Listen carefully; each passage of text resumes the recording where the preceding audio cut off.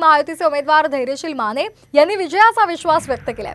ज्याप्रमाणे ज्योतिबा यात्रेचा गुलाल माझ्या अंगावर आहे, असाच गुलाल लोकसभा निवडणूक जिंकल्यानंतर सुद्धा दिसेल, अशा शब्दांमध्ये त्यांनी आपल्या विजयाचा विश्वास बोलून दाखवलाय। आज ज्योतिबा यात्रेचा मुख्य दिवस आहे।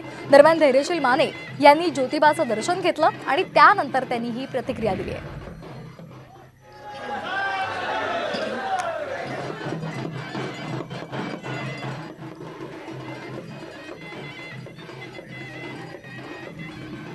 तर पहिल्यांदाच ज्योतिबाचा गुलाल अंगावर पडणं, त्याची सासनकाठी खांद्यावर असणं हे माझ्यासाठी भाग्याचं आहे। निश्चितपणे या मतदारसंघाच्या विकासाची सासनकाठी मी उंच उंच घेऊन जाईन आणि त्याच्यासाठी परमेश्वर याच्यापेक्षाही जास्तचा गुलाल 4 तारखेला येणाऱ्या निवडणुकीमध्ये माझ्या खांद्यावर टाकेल, याच्याबद्दल माझ्या मनामध्ये अजिबात शंका नाही। आपण पाहतोय धैर्यशील माने यांनी आपल्या विजयाचा विश्वास व्यक्त केलेला आहे। ज्योतिबाच्या यात्रेचा गुलाल माझ्या अंगावर आहे आणि तसाच लोकसभेच्या निवडणूक जिंकल्यानंतर सुद्धा गुलाल तुम्हाला पाहायला मिळेल, असं धैर्यशील माने यांनी म्हटलेलं आहे।